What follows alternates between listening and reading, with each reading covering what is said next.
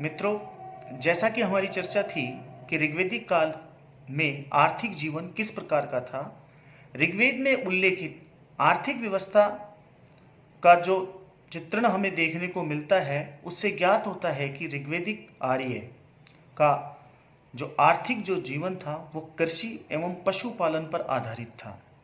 ऋग्वेद के अंदर कृषि के लिए जिन उपकरणों का प्रयोग किया जाता था, चाहे हम हल की बात करें, सिंचाई व्यवस्था किस प्रकार की थी, ऋग्वेदिक काल के अंदर आर्यों को कृषि से संबंधित जो जानकारी सर्वप्रथम किस प्रकार से दी गई, जिसके बारे में कहा गया कि अश्विनी कुमार जो देवता हैं उनके द्वारा मनु को प्रदान की गई और उसके बाद में ये व्यवस्था जारी रही। कौन कौन सी वो फसलों को बोया करते थे, इसकी भी हमने जानकारी प्राप्त की। पशुपालन से संबंधित जो बातें मुख्य रूप से हमें देखने को मिलती है कि ऋग्वेदिक काल के अंदर जो पशुपालन था, जिसमें गाय का महत्व प्रमुख था। गाय इस समय मुद्रा का कार्य भी करती थी। कहने का अभिप्राय कि गाय इस समय उसका व्यापार में भी उसका एक तरीके से प्रयोग किया जाता था। गाय के साथ साथ जो ऋग्वेदिक काल के अंदर आर्यों का जो प्रिय पशु था वो था अश्व, घोड़ा, जिसका उल्लेख किया गया है, वो सवारी के रूप में काम आता था। बैल खेती के अंदर काम आता था। इसके अलावा हमें भेड़ का और बकरी का भी उल्लेख अजा के रूप में और अवी के रूप में देखने को मिलता है। कई ऐसे अन्य जो पशु हैं, उनके अलावा कुत्ते का भी उल्लेख यहाँ देखने को हमें मिलता है।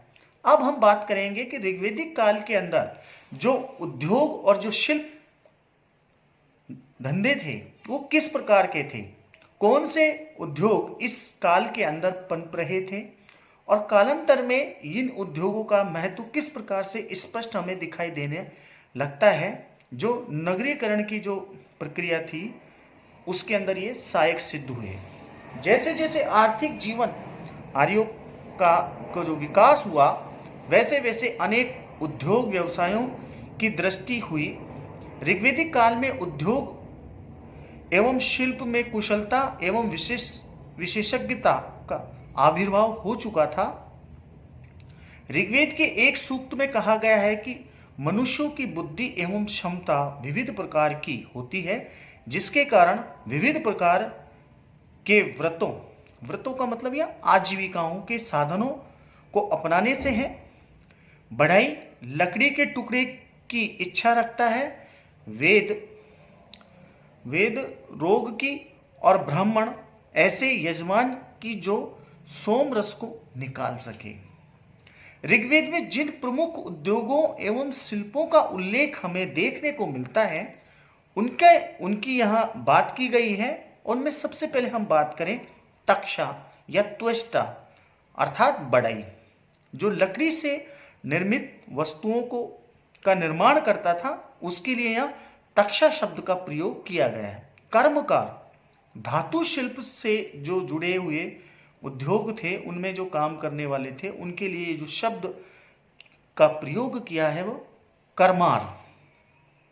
इसी प्रकार से वाय से अभिप्राय है जुलाहा से है, जो कि कपड़े बुनने का काम करता था। चर्मन यानी कि चमड़े का काम करने वाले का उल्लेख हमें ऋग्वेद के अंदर देखने को मिलता है। जबकि हिरण्यकार जो है वो सोने से निर्मित आभूषणों का कार्य करता था। इसके लिए सुनार के लिए यहां हिरण्यकार का प्रयोग किया गया है। इसके अतिरिक्त हमें समाज के अंदर अनेक ऐसे उद्योग थे जो उस समय प्रचलित थे और इनका महत्वपूर्ण स्थान था। तक्षा त्वष्टा का यहां इस समय समाज के अंदर प्रतिष्ठित स्थान था।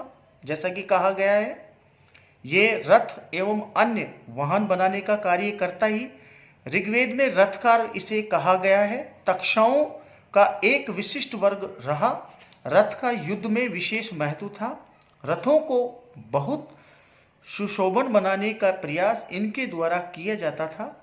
हिरण्यवर्णा सोने के जैसे रंग वाले जो रथ थे, उनका भी उल्लेख हमें देखने को मिलता है। इसके अलावा हम यह देखते हैं कि ऋग्वेद में नावों का भी उल्लेख हुआ है, अर्थात इसका अनुमान लगाया गया है कि इनका निर्माण भी संभवतः तक्षा के द्वारा ही किया जाता था। वैदिक काल में ग्रहों का निर्माण प्राय काष्ठ शिल्प से किया जाता था। इस दृष्टि से तक्षाओं का विशेष स्थान था या विशेष महत्व रहा था। धातु का काम करने वाले कारीगरों को ऋग्वेद में कर्मार कहा गया है।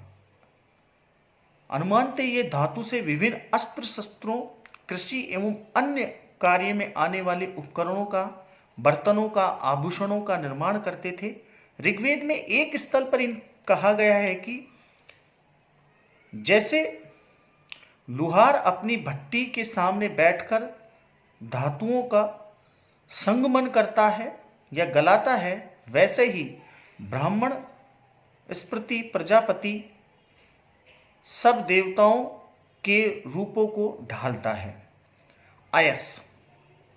आयस नामक धातु का उल्लेख ऋग्वेद में अनेक बार किया गया है। आयस से तात्पर्य यहां तांबे से है या कांसे से या लोहे से, इस बारे में विद्वानों में प्राय एक मत नहीं है। यह कहना संभव नहीं है कि ऋग्वेदिक आर्यों को लोहे का ज्ञान नहीं था। अनेक विद्वान मानते हैं कि ऋग्वेदिक आर्य लोहे से परिचित नहीं थे। ऋग्वेद में आयस के लाल रंग की ओर संकेत मिलता है, जिससे प्रतीत होता है कि तांबा या कांसा रहा होगा। कुछ विद्वानों की मान्यता है कि इंडो यूरोपियन भाषा परिवार के आरंभिक लोगों ने ताम्र का प्रचुर प्रयोग किया एवं विश्व की प्राचीन सभ्यताएं कांस्य युगीन थी। अतः ऋग्वेद में उल्लेखित अयस भी तांबे या कांसे का प्रतीक है। शतपथ ब्राह्मण में उल्लेख आता है कि अयस्क का अर्थ यहां हिरण्य अर्थात सोने से है। शीशे का भी यहां उल्लेख मिलता है। ऋग्वेद में आर्य अयस को आग में पिघलाकर और उसे पीट पीट कर यथा आवश्यक रूप का आकार देते थे। अयस को आग में गलाने या पिघलाने वाले व्यक्ति को ऋग्वेद में धृतुतून या पीटने वाला व्यक्ति को अयोहत कहा गया है। ऋग्वेद में विभिन्न उल्लेखों से ज्ञात होता है कि अयस से विभिन्न प्रकार के बर्तन, अस्त्र, कवच, टोप, खंबे आदि बनाए जाते थे। ऋग्वेद में हिरण्य जो शब्द यहां स्वर्ण के लिए प्रयुक्त हुआ है, इसका अनेक स्थलों पर वर्णन देखने को मिलता है। हिरण्यकार, जिसको सुनार कहा गया है, स्वर्ण से निर्मित विभिन्न प्रकार के आभूषण जैसे कर्ण शोभन, निष्क ग्रीव एवं निष्क स्वर्ण मुद्राओं या मूल्य की इकाई या आभूषण बनाए जो जाते थे। ऋग्वेद में रजत, चांदी के लिए यहां रजत का उल्लेख किया गया है, जो कि रजत चांदी के लिए, जो कि कहीं पर भी इसका स्पष्ट उल्लेख यहां देखने को हमें नहीं मिलता। लेकिन यह कहना संभव है कि इस धातु से ये लोग परिचित थे या नहीं, इस बारे में विद्वानों की एक राय नहीं है। अथर्ववेद में रजत का उल्लेख हमें देखने को मिलता है। कहने का अभिप्राय कि रजत धातु यानी कि चांदी धातु का प्रयोग आर्यों ने कालांतर में किया। इससे ये स्पष्ट होता है। ऋग्वेदिक काल में वस्त्र उद्योग विकसित अवस्था में था। बुनने के लिए वयः धातु थी। बुनाई के काम को वयन कहा जाता था। महत्वपूर्ण बात, बुनाई के काम को वयन कहा गया है। बुने हुए वस्त्र को वयुन कहते थे। बुनने वाले जुल्हा को वाय कहा गया है। धागे या सूत के लिए तंतु, जुल्हा के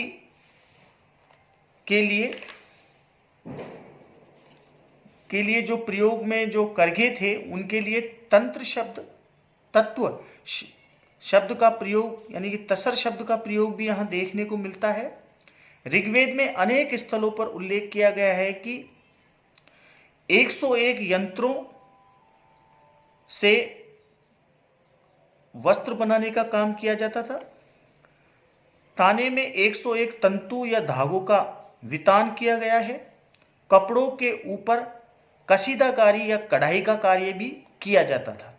कसीदा करने वाली स्त्रियों को पेश इशकारी कहा गया है। ऋग्वेद में हिरण्यकार उत्कान शब्द मिलता है जिसका अर्थ है स्वर्ण से काढ़े गए परिधान। गंधार क्षेत्र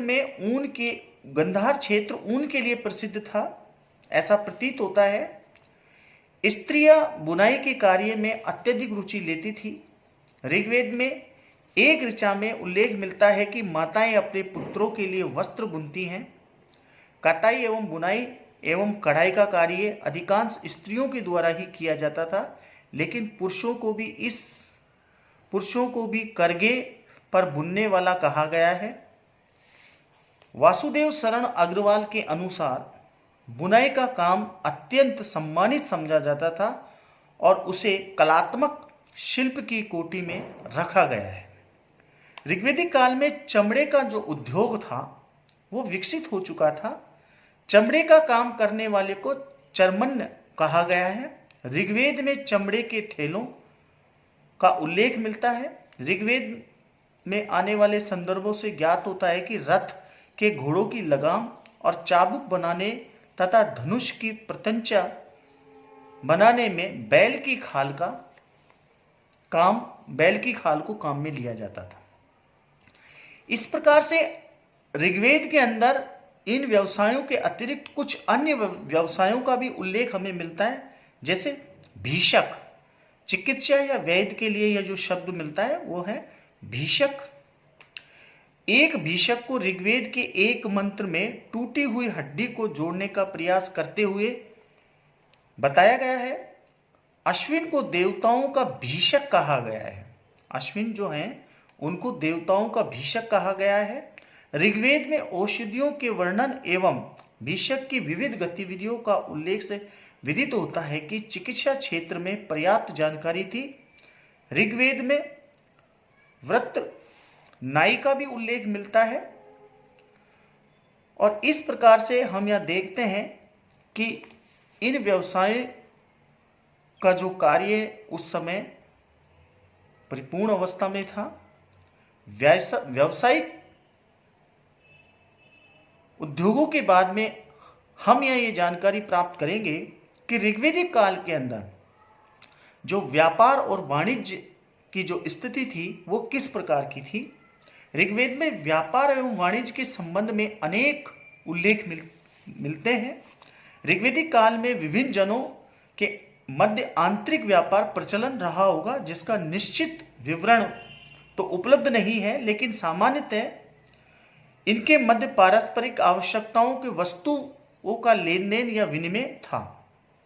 ऋग्वेद में ऐसे संकेत हैं कि गाय को मूल्य की दृष्टि से एक इकाई माना जाता था। उसे विनिमय के एक मानक के रूप में प्रयुक्त किया जाने लगा। ऋग्वेद के एक मंत्र में इंद्र की एक मूर्ति को 10 गायों के बदले खरीदे जाने का उल्लेख है।